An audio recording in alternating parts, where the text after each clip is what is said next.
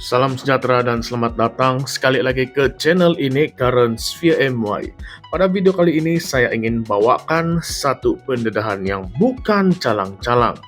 Ini bukan sekadar cerita politik biasa, bukan juga sekadar kisah 2-3 orang kena tangkap. Ini adalah cerita yang menyentuh terus kepada kepimpinan tertinggi negeri Sabah. Cerita yang melibatkan Ketua Menteri sendiri, Datuk Seri Haji Jinor. Persatuan Pengusaha Galian Sabah ataupun PPGS sudah tampil ke hadapan. Bukan dengan gosip, tetapi dengan dakwaan serius dan dokumen yang menyokong. Jadi adakah kita sedang saksikan permulaan kepada skandal terbesar di Sabah? Atau ini semua hanyalah drama politik semata-mata? Mari kita bongkar di dalam video ini satu persatu. Dan saya ingin kamu berpikir bersama.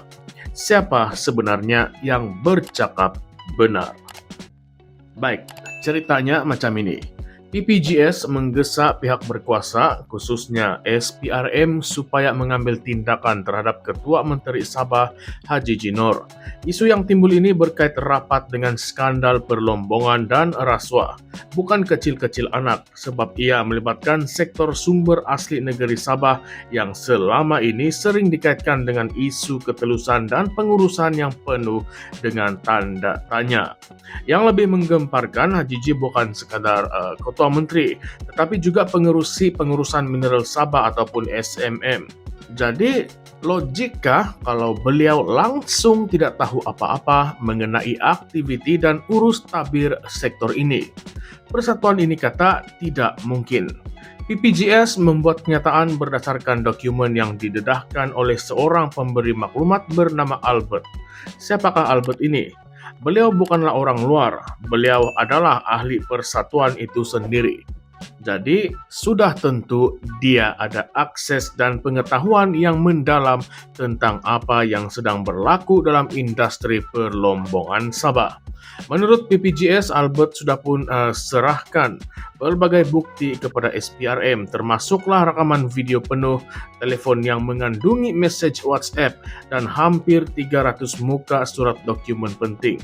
Tapi apa yang mengecewakan, hanya 2 orang adun akan didakwa di mahkamah pada 30 Jun ini.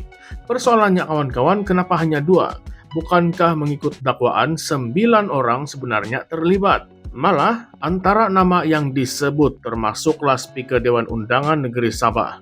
Jadi apa sudah jadi dengan yang 7 lagi tuh? PPGS terus menggesa supaya SPRM jangan berat sebelah, jangan pilih bulu.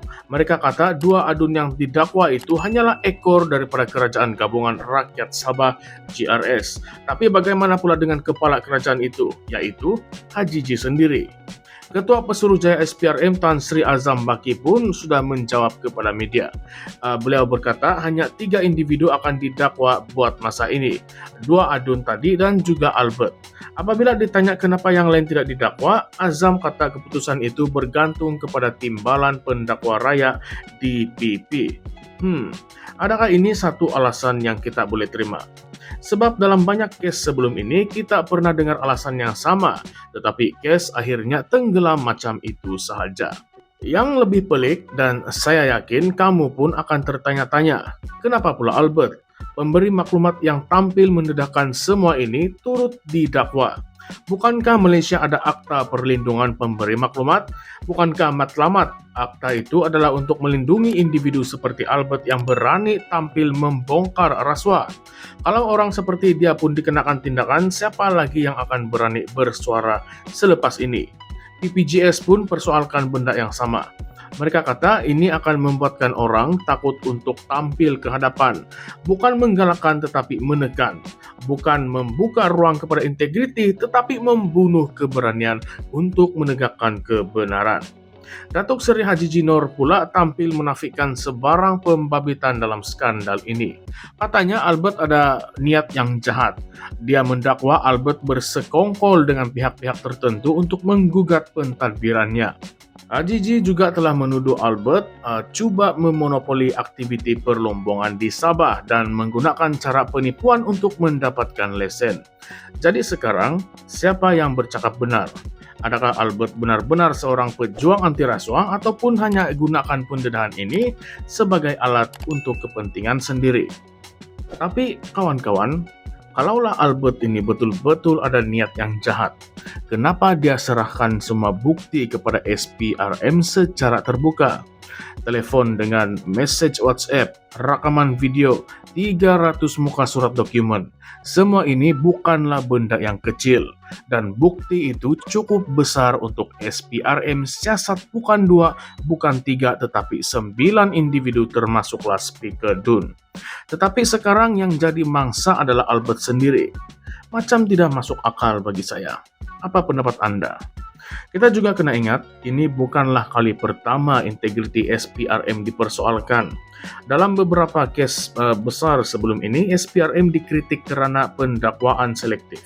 Kes berprofil tinggi kadang-kadang senyap begitu saja, manakala individu bawahan pula yang kena tangkap. Dan apabila ada kes yang melibatkan tokoh politik besar, selalu ada alasan masih dalam siasatan ataupun belum cukup bukti. Tapi bila rakyat yang kena, proses tiba-tiba cepat betul. Dan persoalannya sekarang, adakah kita sedang menyaksikan satu lagi episode pendakwaan terpilih? Dan dalam konteks Sabah pula, ini semua berlaku ketika negeri itu sedang bersiap sedia menghadapi pilihan raya negeri ke-17. GRS pula sedang cuba mempertahankan kuasa. Jadi adakah ini semua hanya percaturan politik dalaman? Adakah ini cubaan untuk membersihkan image sebelum rakyat turun mengundi? Atau adakah ini cubaan untuk menjatuhkan lawan politik dalam GRS sendiri dengan menggunakan isu rasuah sebagai senjata? Sekarang saya ingin mengajak kamu semua, saya ingin mengajak sahabat-sahabat semua untuk berpikir lebih jauh. Kalaulah Ketua Menteri sendiri yang jadi pengerusi dalam pengurusan mineral negeri, kenapa tiada sebarang audit bebas dilakukan sebelum ini? Kenapa hanya selepas pemberi maklumat tampil baru kita dengar isu ini meletup? Di manakah peranan institusi pengawasan negeri Sabah? Adakah mereka semua diam ataupun sudah terlalu biasa dengan budaya tutup mata? Dan kalau betul SPRM serius mahu banteras rasuah, kenapa tidak terus buka kertas siasatan kepada semua nama yang disebut di dalam dokumen tersebut? Kenapa tidak buat pendakwaan serentak atau sekurang-kurangnya panggil semua saksi secara terbuka? Kalau hanya beberapa individu yang dipilih untuk didakwa, rakyat pasti akan terus hilang keyakinan terhadap keadilan. Sekarang saya ingin tanya lagi, patutkah Ketua Menteri Sabah disiasat SPRM secara terbuka? Patutkah akta perlindungan pemberi maklumat dikaji semula supaya lebih melindungi individu seperti Albert? Dan adakah mungkin ada tangan-tangan gaib yang coba menutup mulut orang-orang yang tahu terlalu banyak? Jadi kawan-kawan, inilah realitinya. Bila kita cakap pasal rasuah, ia bukan hanya tentang uang ringgit, ia tentang pengkhianatan kepada rakyat. Dan ia juga tentang amanah yang dikhianati oleh orang yang diberi kuasa.